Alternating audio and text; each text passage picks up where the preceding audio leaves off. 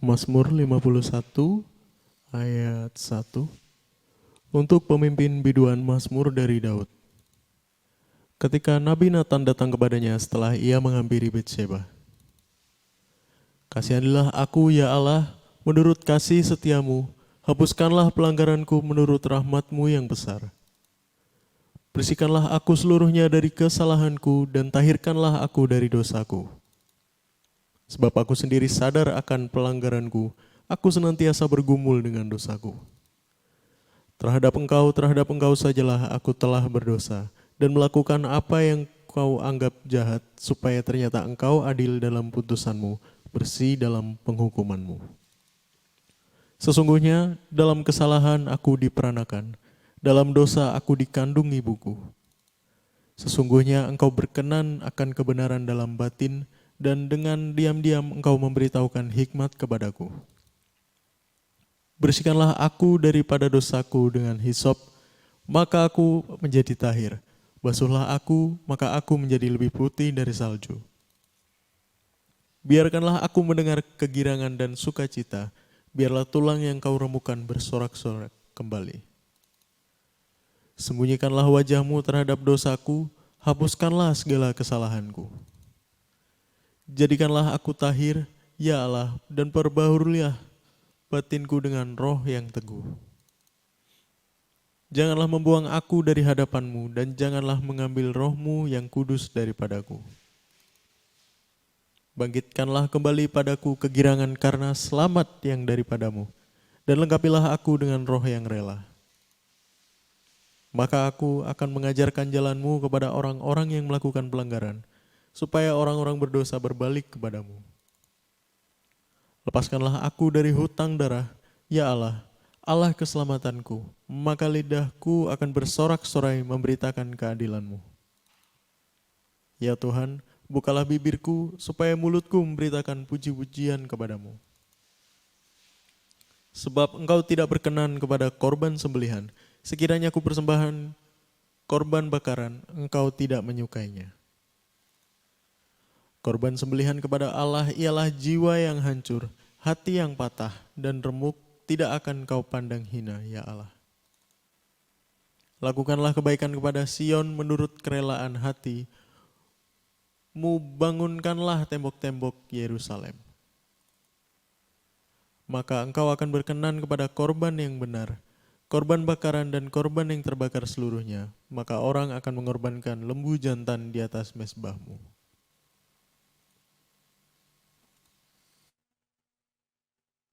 Shalom teman-teman semua, selamat siang.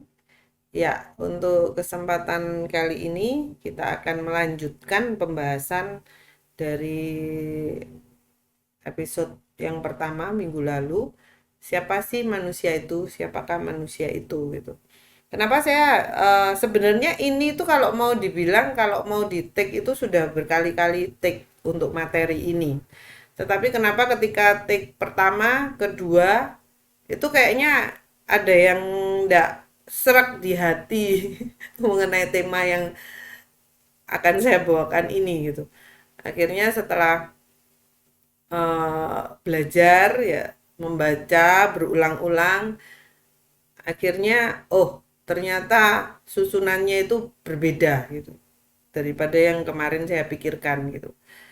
Jadi kita mulai dengan Mazmur 51 yang tadi sudah dibacakan di awal dan kita tahu semua ini adalah Mazmur doa pertobatan dari seorang raja Daud.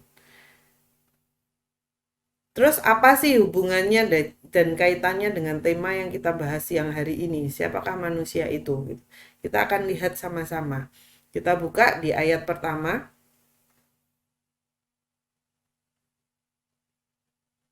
Ini adalah Mazmur yang ditulis oleh Daud. Tentunya kalau ini dikatakan bahwa Mazmur doa pertobatan, permohonan pertobatan atau bahasanya apa ya yang pas. Cuman intinya tentang wah Daud menyadari dan bertobat gitu dari pelanggaran-pelanggarannya gitu. Otomatis Mazmur ini menjadi sebuah gongnya Daud itu bertobat gitu.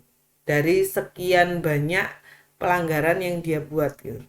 Saya sering mendengar hamba-hamba Tuhan, senior-senior yang mengajarkan bahwa kelebihan seorang Daud itu apa sih? Seorang Daud kelebihannya adalah dia tidak pernah melakukan kesalahan yang sama, dosa yang sama. Jadi ketika dia melanggar pelanggaran mengenai A, dia tidak akan melakukan pelanggaran itu lagi gitu. Itulah tandanya seseorang itu tuh belajar, teman-teman. Jadi menjadi tidak benar ketika kita itu selalu ngomong, sering ya kita bilang, ayo dong pelayanan, ayo dong eh, melayani kembali. Duh, kok bulet, ya kan, ruwet di masalah itu terus kamu itu, ya kan. Kapan mau berubah? Iya Pak, iya Bu, kan kita ini sedang belajar. Bahasanya kan selalu seperti itu ya teman-teman. Tetapi menjadi sesuatu yang, loh kamu itu tidak belajar. Memang kamu itu tuh tidak mau berubah. Karena apa? Kita contoh dari seorang Daud ini ketika dia jatuh dalam perzinahan, dia pun tidak akan, kalau dari cerita kita baca di Alkitab, dia tidak jatuh kedua kalinya. Tetapi harga yang harus dibayar, dampak dari perbuatan jahat dia, perbuatan dosa dosa dia, itu dibawa sampai dia mati. Bagaimana akhir kisah Daud ketika dia kedinginan dan harus ada seorang wanita yang menghangatkan badannya. Nah, itu dibawa sampai akhir hidupnya gitu. Tetapi hanya Daud yang dikatakan bahwa kenapa yang dinilai Tuhan bukan perzinahannya yang salah, tetapi yang dinilai Tuhan adalah akhirnya. Dia memulai dengan perzinahan, tapi akhirnya dia itu membunuh. Itu yang menjadi permasalahan dan dikatakan bahwa jahat perbuatanmu Daud. Nah, kita akan masuk ke perikop itu, tapi sebelumnya kita mulai dengan Mazmur 51 ini. Dengan tema siapakah manusia itu? Untuk pemimpin biduan Mazmur dari Daud. Ayat 2. Ketika Nabi Nathan datang kepadanya setelah ia menghampiri Batseba. Next. Kasihanilah aku ya Allah menurut kasih setiamu, hapuskanlah pelanggaranku menurut rahmatmu yang besar. Terus, bersihkanlah aku seluruhnya dari kesalahanku dan tahirkanlah aku dari dosaku. Terus, sebab aku sendiri sadar akan pelanggaranku, aku senantiasa bergumul dengan dosaku. Teman-teman, kalau kita berhenti di ayat ini, dan kita masuk dulu, agak loncat ya, supaya ngerti. Kita masuk dulu ke perikop yang Daud jalan-jalan di atas soto. Di 2 Samuel 11 ya. 2 Samuel 11, kita tidak akan membacanya sampai terakhir. Nah, kita baca ya. Pada pergantian tahun pada waktu raja-raja biasanya maju berperang, maka Daud menyuruh Yoab maju beserta orang-orangnya dan seluruh orang Israel. Mereka memusnahkan Bani Amon dan mengepung kota Raba, sedang Daud sendiri tinggal di Yerusalem. Next. Sekali peristiwa pada waktu petang ketika Daud bangun dari tempat pembaringannya, lalu berjalan-jalan di atas soto istana, tampak kepadanya dari atas soto itu seorang perempuan sedang mandi. Perempuan itu sangat elok rupanya. Sampai di ayat kedua saja. Bisa dimunculkan ayat pertama, Fer, tolong. Nah, di ayat pertama ini jelas dikatakan bahwa pada pergantian tahun, pada waktu raja-raja biasanya maju berperang, maka Daud menyuruh Yoab maju beserta orang-orangnya. Dan seluruh orang Israel, mereka memusnahkan Bani Amon dan mengepung kota Raba, sedang Daud sendiri tinggal di Yerusalem. Jadi teman-teman, di sini yang mau saya katakan bahwa seorang Daud itu adalah seseorang yang bisa dibilang kalau kita membahas ayat ini yang kita sering dengar adalah bagaimana kenyamanan menghancurkan seseorang. Temanya kan selalu seperti itu. Bagaimana kenyamanan itu menghancurkan seseorang. Ketika Daud sudah dipilih oleh Tuhan, Daud ini dipilih sendiri loh oleh Tuhan. Kita lihat kisahnya bagaimana dia itu terpilih di antara para saudara-saudaranya yang lain, di antara para saudara-saudaranya yang bisa dibilang dari segi body, keterampilan, apapun, mereka itu lebih unggul dibandingkan Daud.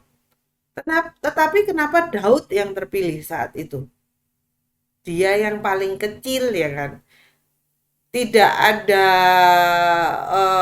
kalau kita ngelamar kerja itu tidak ada pengalaman dalam hal berperang, tidak ada pengalaman dalam hal mengangkat senjata, bahkan tidak terbiasa untuk menggunakan perlengkapan perang, baju perang. Kedodoran semua, terlalu berat buat dia. Tetapi Daud terpilih karena dia dididik di padang belantara. Dia terdidik untuk ya mengatasi semuanya sendiri. Kalau kita maju berperang gitu, kita ditemanin, ya kan? Saudara-saudara temani. Ditemani apa? Ya teman-teman yang berperang ini. Ada pasukannya.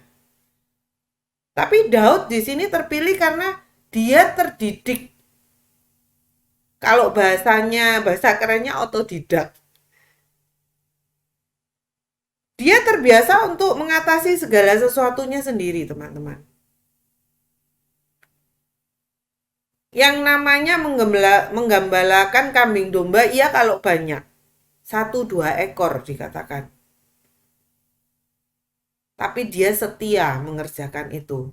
Bisa karena setia, bisa karena ya tidak ada lagi yang mau dikerjakan. Saya hanya dipercayakan hal ini. Tetapi ketika kita mau mengerjakan itu terus-menerus, kita bisa masuk dengan yang kategori setia.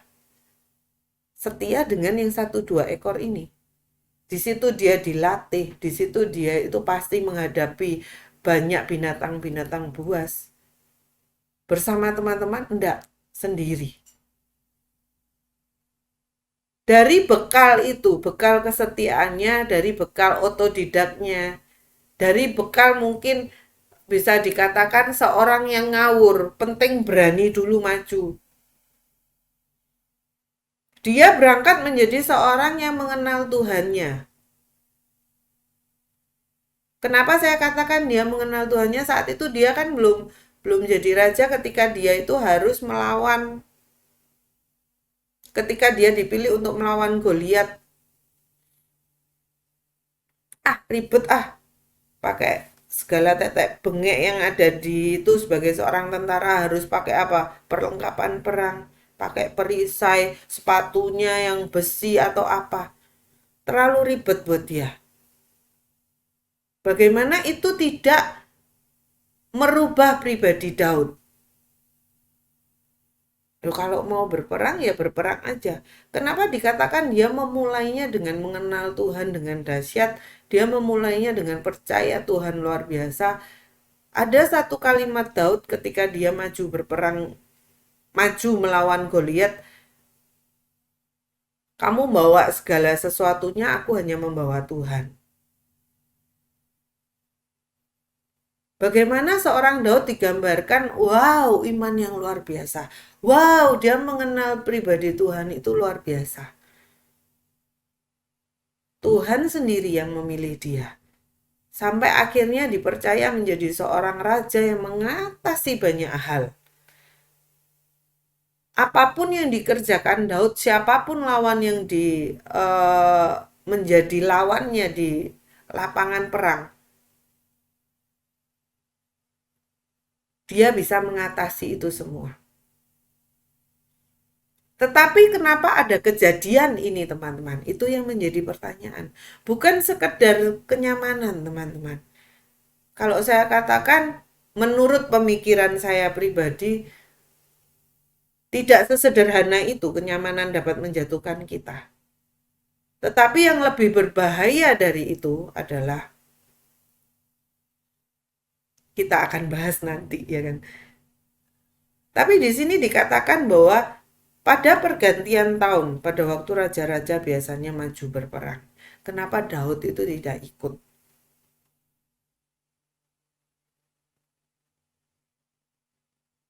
Justru Daud itu duduk-duduk di sana, tinggal di Yerusalem seorang diri.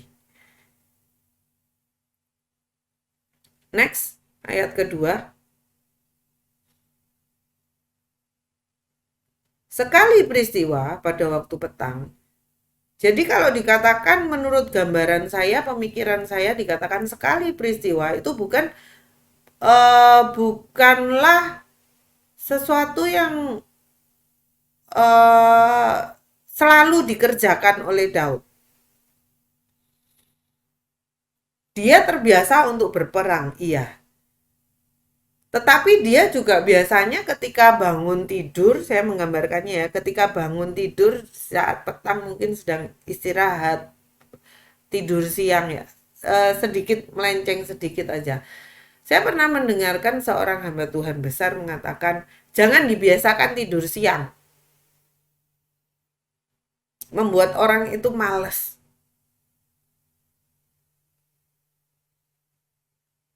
Karena apa? Kita diciptakan untuk ya bekerja, berjuang. Kalau siang, ya ini menurut hamba Tuhan besar ini ya, dan itu bisa menjadi pedoman buat kita gitu. Ketika kita produktif untuk mengerjakan segala sesuatunya, kita tahu bahwa waktu itu sangat berharga buat kita. Bahkan ketika kita itu produktif mengerjakan segala sesuatu dengan baik, seakan-akan waktu itu berlalu dengan cepat. Sedikit kesaksian teman-teman. Beberapa saat yang lalu kami itu berkumpul, sebulan sekali kan kami selalu berkumpul di Semarang. Ketika kita ada di ladang pelayanan, kita itu tahu ketika kita berangkat itu, oh kalau saya berangkat, saya mau ketemu mentor saya mau duduk mendengarkan pengajaran, mendengarkan apapun yang diajarkan, apapun kejadian yang akan terjadi saat itu, saya percaya bahwa itu semua itu sebuah pelajaran buat saya yang memperlengkapi perjalanan rohani saya mengenal Tuhan gitu. Tapi ketika ada dalam satu fase saat kita berkumpul, tidak ada satu apapun yang kita kerjakan, teman-teman. Terus saya ngomong sama teman-teman saat perjalanan di mobil, saya ngomong, kok aku merasa kedatanganku saat ini tuh, yang kali ini tuh kayak lama sekali jamnya gitu. Lama sekali. Rasanya melewati hari itu rasanya enggak cuma 24 jam, teman-teman. Bisa menjadi 36 jam, bisa menjadi 48 jam. Rasanya panjang sekali. Kenapa ya bisa seperti itu? Karena tidak ada apapun yang kita kerjakan gitu. Sedangkan kita itu ketika kita berangkat, oh aku tahu tujuanku berangkat itu untuk ini, untuk ini, untuk ini gitu.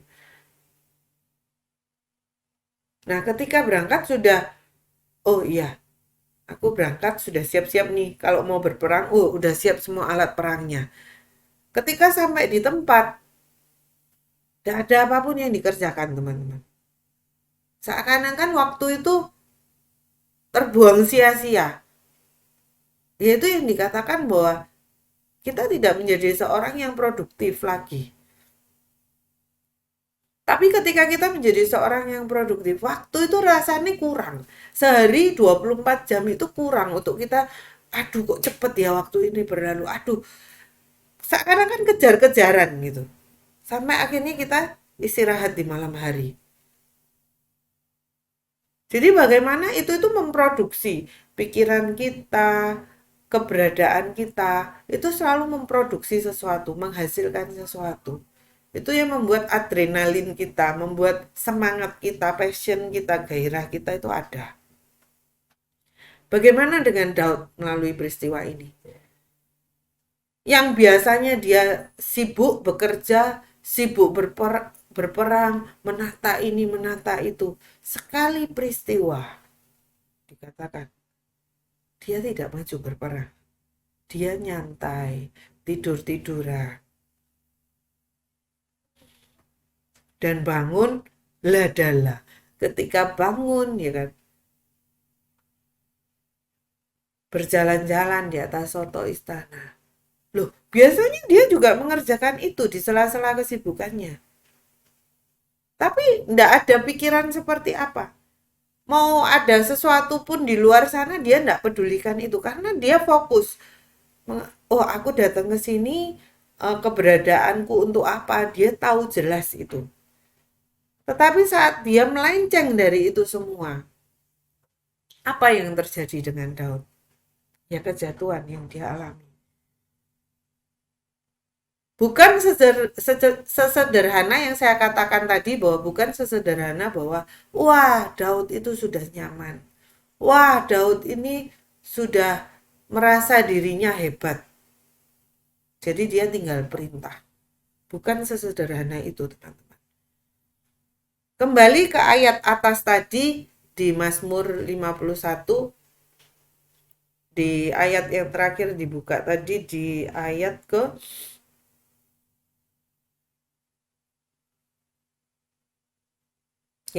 ayat ke-5. 5 apa 3 ini? 5. Sebab aku sendiri sadar akan pelanggaranku. Aku senantiasa bergumul dengan dosaku. Jadi teman-teman, yang mau saya gambarkan di sini bahwa Daud sebenarnya mengerti. Mengerti kelemahannya apa? Mengerti, kalau bahasa kerennya itu black hole. Lubang kelam, lubang gelap di dalam kehidupannya itu apa? Di dalam dirinya sendiri ini loh apa? Itu yang harus disadari, teman-teman. Siapa manusia itu? Manusia itu membawa kelemahannya sendiri-sendiri. Kelemahan macam apa? Yang perlu disadari adalah kelemahan yang mampu membawa kita jatuh ke hal yang bisa dikatakan jatuh, yang benar-benar jatuh paling bawah, teman-teman. Paling dasar. Paling, kalau bahasanya parah, kalau dosa itu parah banget. Padahal namanya dosa ya dosa ya. Tetapi kalau mau saya hiperbolakan, tapi itu benar, teman-teman. Ketika kita itu punya, setiap kita, saya katakan, setiap kita, para pendengar yang dikatakan manusia, itu punya lubang ini, punya kelemahan ini. Dimana ketika kita tidak menyadarinya, kita itu bisa dibawa jatuh ke yang dikatakan dasar banget. Nemen banget rasanya, waduh hancur-hancuran kamu di bawah sana. Nah ini yang perlu disadari. Bagaimana bukan lagi sebuah kenyamanan yang membuat Daud itu jatuh. Tetapi bagaimana kesadaran akan kelemahan Daud ini. Kesadaran akan keterbatasannya, dari mana dia diambil, dari mana dia dilahirkan ini. Sudah tidak dia sadari, teman-teman. Kenapa saya katakan seperti itu? Ini adalah dosa bawaan yang dibawa. Dibawa dari zaman apa? Dari zaman Daud lahir. Kenapa saya katakan seperti itu? Kita loncat langsung ke ayat 7. Sesungguhnya dalam kesalahan aku diperanakkan, dalam dosa aku dikandung ibuku. Banyak orang mengatakan bahwa Daud ini bisa dikatakan, maaf ya teman-teman, anak di luar nikah lah, anak haram, anak yang tidak diharapkan, mungkin banyak hal. Kalau kita mau menafsirkan ini banyak hal, karena tidak dijelaskan secara gamblang siapa sih, apa sih yang diperbuat oleh ibunya, bapaknya. Cuma dikasih keterangan ini, Di ayat 7, sesungguhnya dalam kesalahan aku diperanakkan. Dia itu diperanakkan dalam kesalahan. Dalam dosa aku dikandung ibuku. Jadi masa kecil seperti apa sih yang dilihat oleh seorang Daud? Pertumbuhan seorang Daud itu seperti apa sih? Apa yang dia lihat? Sampai akhirnya dia mengatakan bahwa di ayat kelima ya, kelima tadi dikatakan bahwa aku senantiasa bergumul dengan dosaku.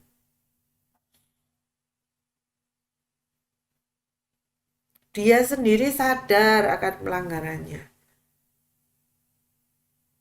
Kalau dikatakan bergumul dengan dosaku, berarti itu sudah lama dong. Dia tahu lubang itu.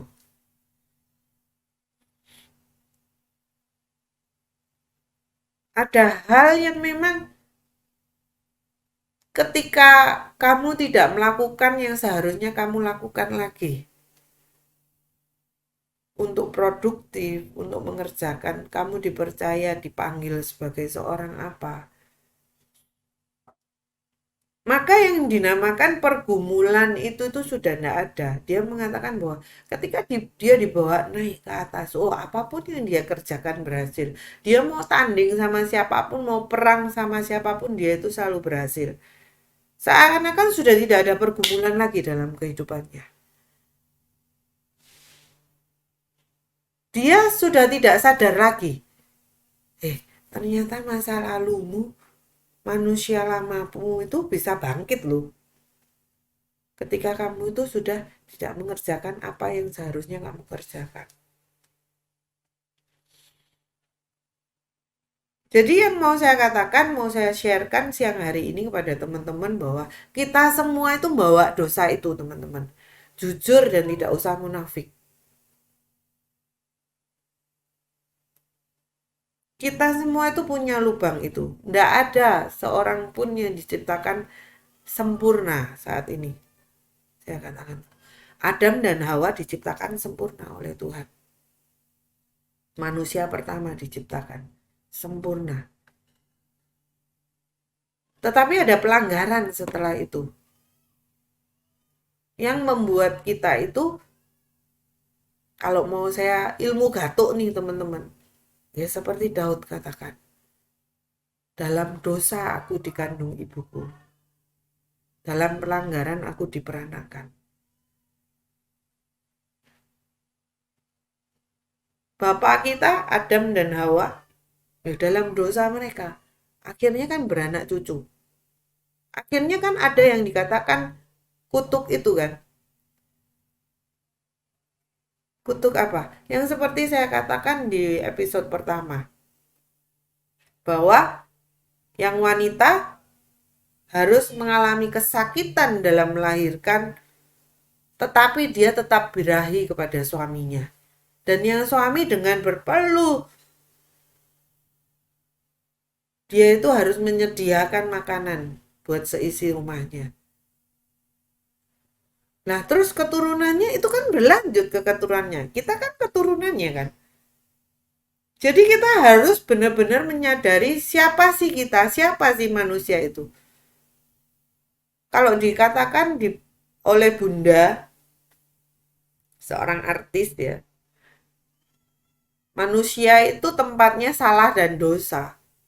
Loh, ya benar sekali itu. Kalau orang yang terlalu rohani akan mengatakan, enggak, manusia itu sempurna, diciptakan sempurna, enggak ada dosa. Ketika saya melayani, saya sudah menjadi orang yang wow, tidak ada satu dosa pun yang dapat menyentuh kehidupan saya. Ya dan amin ketika kamu benar-benar lurus teman-teman. Tetapi kita harus ingat, kita itu manusia. Jadi, jadilah manusia. Seringkali kita merasa ketika kita itu sudah dipakai luar biasa. Nggak ngomong kita deh, saya aja. Nanti ada yang tersinggung. Saya ketika sudah dipakai luar biasa, wow, dipakai untuk melayani ini, melayani itu. wih luar biasa ya, ternyata yang saya kerjakan beres ya, oh dinilainya bagus ya, oh panggilan saya seperti ini ya. Akhirnya mulai menetapkan harga dalam melayani. Akhirnya kita mulai membatasi pergaulan kita. Wah, yang sana penuh dosa ya kan. Wah, saya kan sudah dipakai melayani. Sudahlah saya bergaul dengan orang-orang yang ya yang melayani aja. Ngapain ngurusnya, itu bukan bagian saya. Bagian saya sekarang itu di sini. Siapa yang menetapkan batasan itu?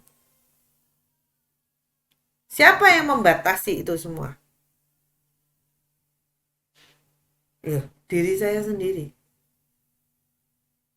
Ketika saya tidak cukup puas dengan keadaan saya, teman-teman, saya pernah ada di titik, teman-teman, ketika oh saya sudah pelayanan, saya sudah bekerja, saya merasa diri saya itu tidak sehat loh. Jujur saya pernah merasa diri saya itu tidak sehat. Kok rasanya aku ini tidak sehat ya Tuhan. Saya itu tidak bergaul dengan siapapun yang saya gauli itu ya teman-teman di komunitas Smart People ya kan. Yang ketemunya mungkin sebulan sekali. Saya itu rasanya itu butuh bersosialisasi. Jadi saya ini ada 3 orang anak teman-teman. Yang satu umur 12, yang nomor 2 itu umur 11, terus yang terakhir itu 5. Jadi ketika saya sudah memenuhi kehidupan saya, keseharian saya itu wah pelayanan, wah bekerja, pulang bekerja itu pengennya wah menikmati ya, duduk-duduk nyantai gitu. Tidak bisa teman-teman. Jadi namanya anak-anak kan, wah ribut ini ribut itu, wah rasanya wah Tuhan aku rasanya tidak sehat kalau seperti ini. Saya mencari jalan keluar. Saya bergaul, pengen membuka diri, bergaul segala macam. Saya coba teman-teman, saya buka diri saya bergaul. Tidak bisa teman-teman, tidak nyambung. Berusaha sedemikian rupa, tambah tidak nyaman. Saya menjadi orang yang aneh, menjadi pribadi yang berbeda di sana. Bisa tidak itu diteruskan? Ya sangat bisa teman-teman. Tetapi yang menjadi patokan saya adalah ketika hati kita tahu ya, Roh Kudus tinggal di dalam kita. Kita ngomong bahasa rohaninya dulu gitu. Roh Kudus itu tinggal di dalam kita. Jadi kalau ada sesuatu yang tidak nyaman, sesuatu yang tidak pas, tidak ada bahasa kerennya damai sejahtera dalam diri kita, ya jangan dilanjut. Sesederhana itu. Tetapi ketika itu semua sudah biasa kita lakukan, Roh Kudus bilang stop, jangan kerjakan, kamu tidak nyaman, kamu tidak damai sejahtera. Tapi karena keinginan kita sendiri untuk aku itu akan sehat kalau aku itu punya pergaulan seperti ini. Datang ke satu teman curhat, iya bener itu kamu itu harus bergaul gini gini gini. Wah seakan-akan wah langkahku diteguhkan Tuhan. Makanya membuka diri untuk bergaul. Ternyata tidak bisa. Bisa dilanjutkan? Bisa, sangat bisa. Tapi itu tidak saya kerjakan. Saya berhenti di sana karena benar-benar tidak nyaman, benar-benar tidak ada damai, benar-benar tidak membuat saya itu menjadi pribadi yang berbeda di sana. Sampai akhirnya ya sudah terhenti.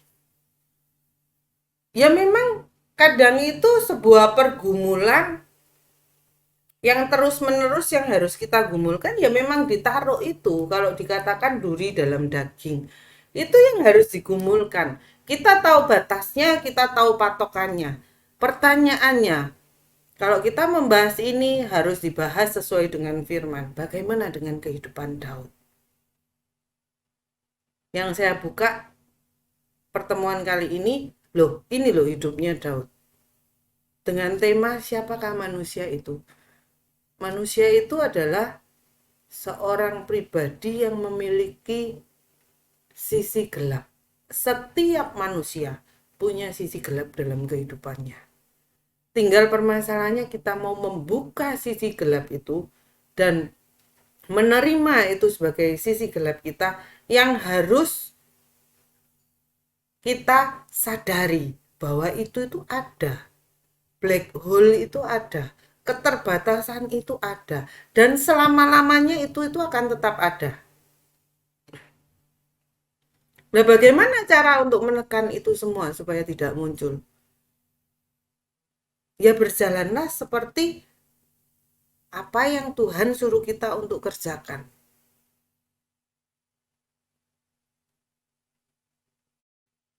Daud ketika dipilih oleh Tuhan awal mulanya, memang dia itu harus berperang. Dia itu harus menaklukkan musuhnya dia. Supaya nama Tuhan semakin dimuliakan. Tapi ketika dia tidak mengerjakan itu, poin penting itu dalam kehidupannya, maka yang dipendam selama ini, yang terpendam, yang dikatakan bahwa di ayat ini, sebab aku sendiri sadar akan pelanggaranku, aku senantiasa bergumul dengan dosaku. Berarti dia itu sadar. Ya, dia sadar atas pelanggarannya dia. Tetapi yang lebih dalam itu, ternyata kita tahu dan kita lihat di ayat ini bahwa ternyata Daud itu tuh senantiasa bergumul dengan dosanya dia.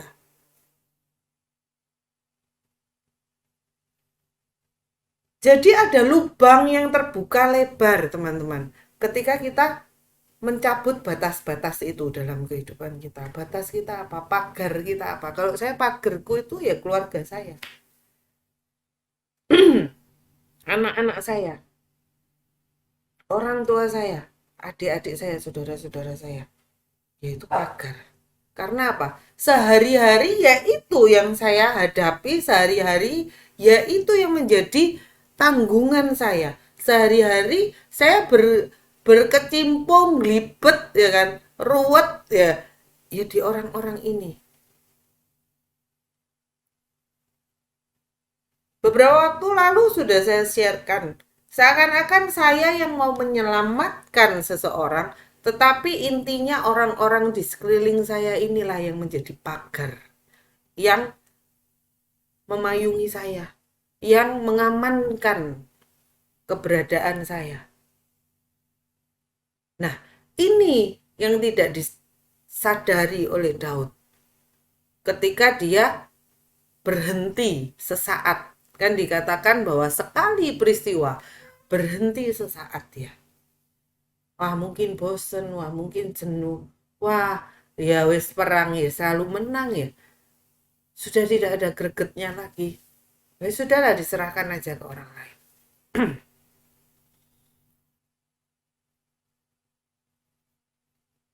Dan ternyata ketika itu diserahkan pada orang lain, lubang-lubang itu terbuka lebar, teman-teman.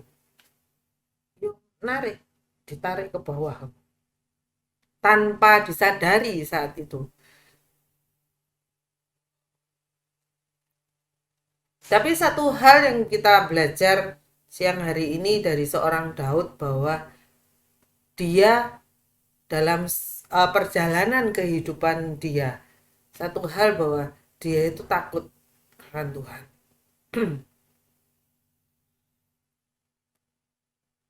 Itu yang justru menyelamatkan. Jadi tidak bisa juga, tapi tidak bisa juga dijadikan patokan ketika kita takut akan Tuhan. Wah, maka semuanya itu beres. Teman-teman, ada berapa banyak bidang dalam kehidupan kita. Kita bisa lulus di bidang A, belum tentu di bidang B. Kita bisa lulus di A, B, belum tentu kita itu bisa bertahan. Ambil contoh dari yang nyata aja. Wah, kita dipakai Tuhan luar biasa di bidang pelayanan nih. Belum tentu kita itu menang di bidang keluarga. Hubungan suami istri mungkin, hubungan dengan anak-anak mungkin. Wah, kita dipakai Tuhan luar biasa dalam pelayanan. ternyata pekerjaan kita itu kok tidak ada hasilnya sama sekali. Atau bahkan sebaliknya. Wah, pekerjaan kita dibawa naik membumbung tinggi ya kan. Tidak pernah kita pikirkan itu bisa terjadi dalam kehidupan kita. Tetapi kita kehilangan Tuhan.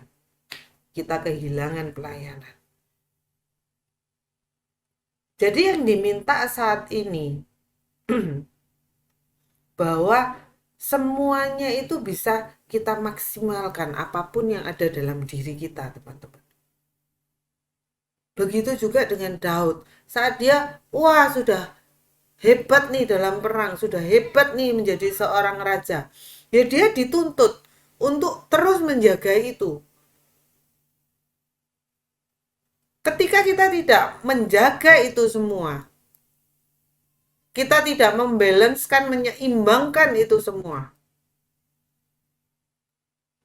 maka kita akan jatuh di sana. Kita akan bosen lah, terjebak dengan yang namanya, sudah biasa, terjebak dengan yang namanya rutinitas.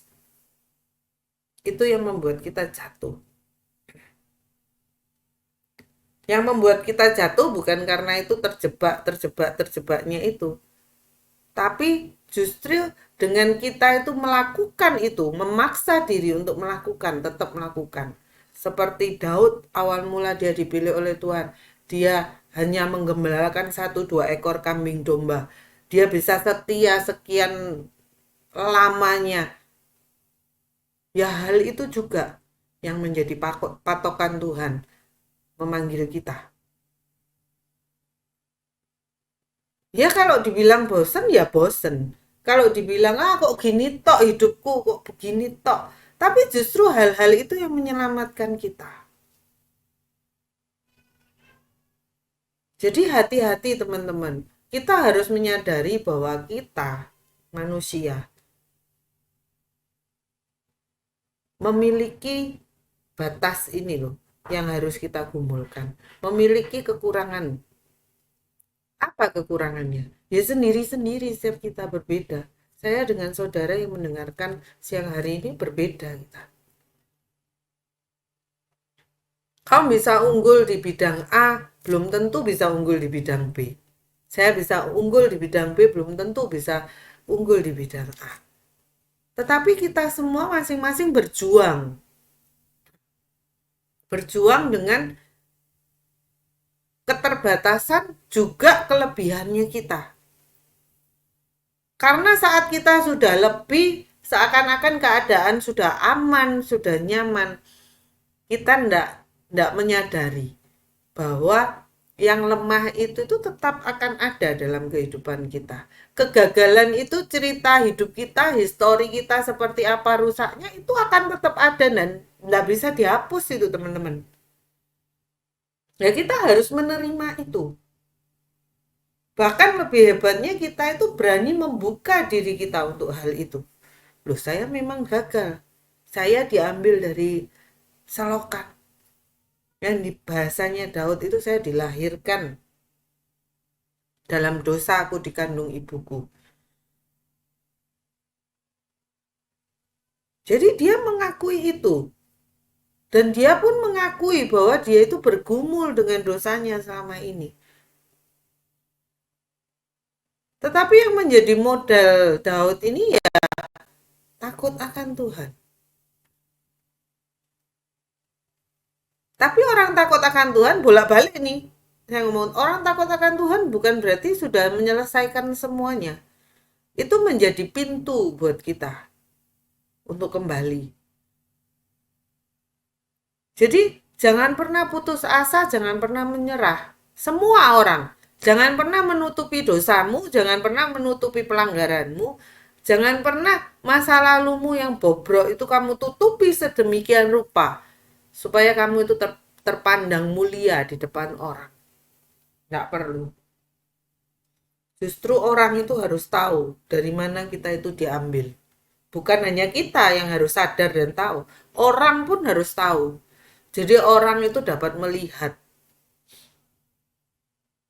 kamu yang dulu sama kamu yang sekarang itu bedanya apa.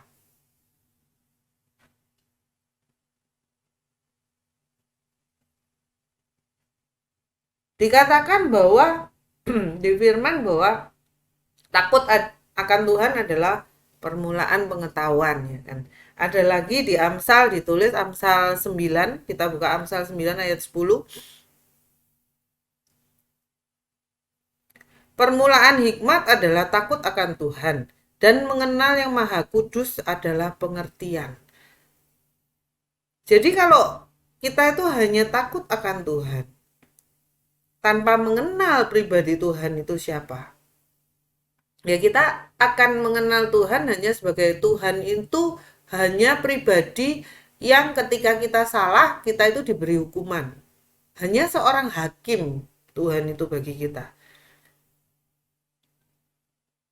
Tetapi ketika kita membarengi itu semua dengan kita itu mengenal yang namanya Tuhan, pribadi Tuhan itu siapa.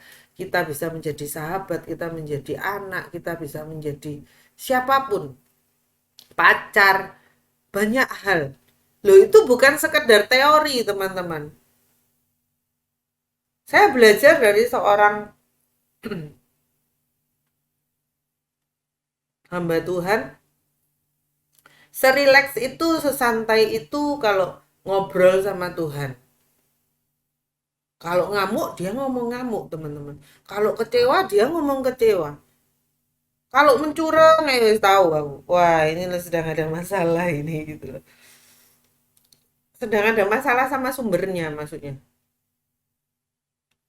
Tapi sedemikian jujurnya, saya melihat dari sosok ini bahwa sedemikian jujurnya dia itu berhubungan sama Tuhan. Sedemikian nyatanya dan hidupnya hubungan dia itu sama Tuhan. Nah, itu yang saya adopsi gitu loh. Wah, aku kalau ngomong sama Tuhan ya awur-awuran aja enggak apa-apa gitu loh. Loh, karena enggak bisa. Kita itu menjadi orang, teman-teman yang mengenal saya, wah menjadi Leni yang lucu ya kan, uraan ya kan. Kadang bisa kalau guyonan gitu, kalau sudah mengenal gitu kayak enggak ada batasnya. Loh, saya dengan Tuhanku juga seperti itu gitu.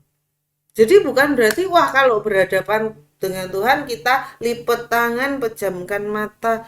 Tuhan, ini Owe, ini Leni.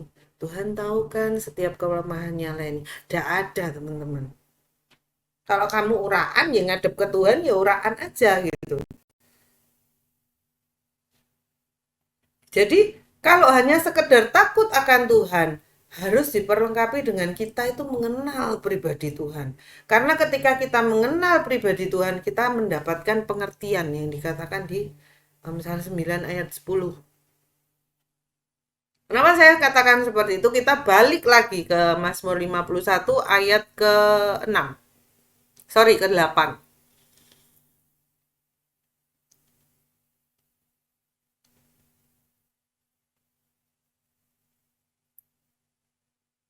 Iya, 8. Ya, benar. Sesungguhnya engkau sesungguhnya engkau berkenan akan kebenaran dalam batin, dan dengan diam-diam engkau memberitahukan hikmat kepadaku. Jadi apa hikmat itu? Apa itu kebenaran dalam batin? Itu tidak bisa menipu, teman-teman. Kenapa kamu bisa nipu orang lain, nipu siapapun? Tapi Tuhan itu Tuhan yang melihat hati. Bagaimana kebenaranmu yang dalam batin ini itu akan teruji. Ketika itu semua sudah teruji, itu semua sudah menyatakan bahwa oh ya, aku tuh mau sama Tuhan. Mau seuraan apapun, mau segagal apapun masa laluku, mau dosa yang sehitam apapun ya, sekelam apapun. Tuhan, kamu tahu hatiku. Ketika aku pengen berubah, aku benar pengen berubah. Bagaimana Daud ngomong di Mazmur 51 ini, hanya kepadamu aja, kepadamu aku telah berdosa. Bagaimana Daud ini membungkus ayat pasal 51 ini menyatakan sedemikian takut takutnya Daud.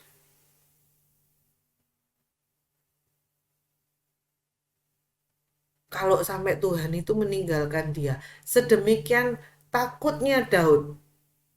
Kalau dia itu kehilangan Tuhan. Dia benar-benar sadar bahwa dia itu sudah salah. Diterima enggak? Terima sama Tuhan. Tetapi dalam perjalanannya, ketika kita sudah sadar akan pelanggaran kita, ketika kita itu mengikut Tuhan, mengiring Tuhan, melayani, apapun posisi kita, mau bekerja apapun, kita butuh yang namanya pengertian. Pengertian itu datang dari mana? Ya dari, ya kerjakan dulu. Apapun yang kamu alami, apapun keberadaanmu, mau gagal, mau berhasil, jalani itu semua. Dari perjalanan itu kita itu akan mengerti.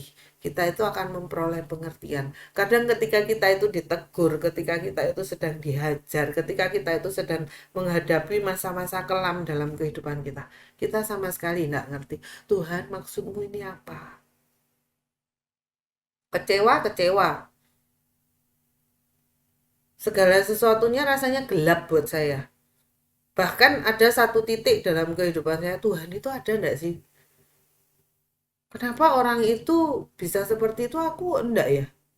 Apa yang salah? Tapi itu tidak menghentikan langkah saya untuk terus bekerja, berkarya. Jadi mau pikiran sejelek apapun, mau kamu tuh jatuh dalam apapun, tetap kejarlah Tuhan. Itu kuncinya. Tetap jalani itu. Itu prosesnya. Nggak perlu kamu itu harus tahu di awal. Kita kan selalu menuntut, aku tuh harus tahu di awal. Maksudmu itu apa Tuhan? Bagaimana kesetiaan Daud kita contoh pada siang hari ini, dia tetap kerjakan bagiannya dia. Dia setia sekian lama. 1-2 ekor itu tetap dia rawat sedemikian rupa. Sampai akhirnya ya dia menjadi seorang raja. Tidak banyak bertanya, tidak banyak. Pokok kerjakan aja, kerja. Kita itu harus kerja.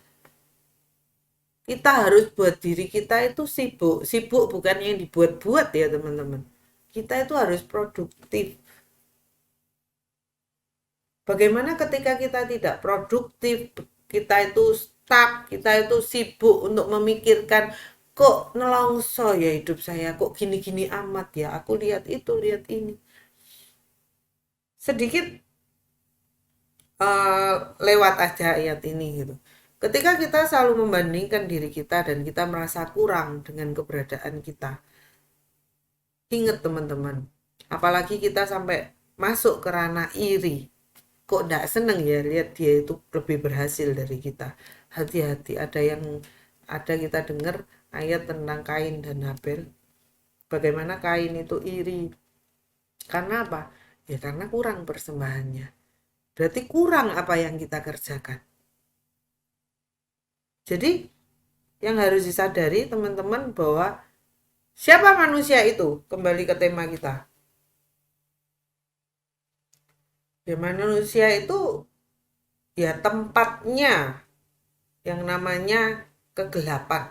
Tempatnya setiap kita itu membawa keterbatasan, kelemahan. Bukan sekedar keterbatasan dan kelemahan, itu rasanya terlalu apa ya, terlalu simpel untuk menggambarkan manusia. Tetapi manusia itu tuh membawa bawaan ini loh, dosa. Kita itu ada dosa setiap kita. Kita semua itu ada sisi gelap dalam diri kita. Di dalam diri kita loh ya. Bukan sekitar kita, tapi di dalam diri kita itu ada sisi gelapnya seorang manusia. Tapi bagaimana dalam kita melewati hari kita? Kenapa kita perlu terus bekerja, bekerja? Wis nggak usah ngurusi orang lain, urusi dirimu sendiri. Justru di saat seperti itu tuh menutupi lubang itu. Sisi gelap kita itu tertutupi dengan hal-hal itu. Karena kita ndak memiliki waktu lowong ya kan. Ndak memiliki kesempatan untuk iblis itu masuk mengambil waktu kita ini. Dikatakan bahwa 1 Petrus 5 ayat 8 sebagai ayat penutup siang hari ini. Sadarlah dan berjaga-jagalah, lawanmu si iblis berjalan keliling sama seperti singa yang mengaum-ngaum dan mencari orang yang dapat ditelannya. Jadi teman-teman, iblis aja tiap hari itu berjaga-jaga loh. Berjaga-jaga atas kita, menjagai kita. Kapan saat kita lengah? Kapan dia itu bisa ngacak-ngacak kehidupan kita? Kapan dia itu bisa membuka dan masuk ke dalam lubang gelapnya kita? Jadi pada siang hari ini kita belajar dari Daud. Bagaimana dia dipakai luar biasa. Tidak ada satupun kegagalan dalam kehidupannya. Tetapi dia meleset untuk menyadari bahwa ada bawaan dosa ini loh yang senantiasa dalam kehidupan dia. Keterbatasan sisi gelapnya itu ada terus. Selama ini tidak diperhitungkan, selama ini seakan-akan tidak tampak itu semua. Karena dia sibuk bekerja, sibuk berproduksi. Tidak ada satu hal pun, satu detik pun, satu saat pun yang terbuang dengan sia-sia dalam kehidupan Daud. Tetapi ketika ada momen dia sendiri, dia tidak menggunakan waktu itu dengan baik. Dia tidak berjalan dengan apa yang harusnya dia kerjakan. Maka seakan-akan pintu itu terbuka, lubang yang gelap itu terbuka. Apapun yang seliweran aja di depannya dilahap sama dia. Yang lebih parahnya lagi, bukan sekedar berzina yang menjadi permasalahan. Tetapi ketika kamu sudah merancangkan banyak hal, dosa, dan yang ujungnya adalah maut. Itu yang menakutkan. Jadi teman-teman, kita semua diberi kesempatan yang sama untuk berubah. Kita semua pun terlahir sama. Sama apa? Sama-sama rusaknya. Sama-sama ada lubang gelapnya dalam kehidupan kita. Jadi jangan sampai kita itu melihat kelemahan orang lain tapi kita tidak menyadari kelemahan diri kita sendiri. Kita melihat sisi gelap orang lain tapi kita tidak menyadari bahwa kita semua itu terlahir dengan sisi gelap kita loh. Tapi Tuhan memberikan kesempatan yang sama buat kita untuk menjaga itu. Mengupayakan bagaimana supaya menjadi pribadi yang lebih lagi. Bisa berkarya lebih lagi. Tentunya ya ada naik turunnya, ada jatuh bangunnya. Tetapi itu bukan menjadi persoalan yang besar.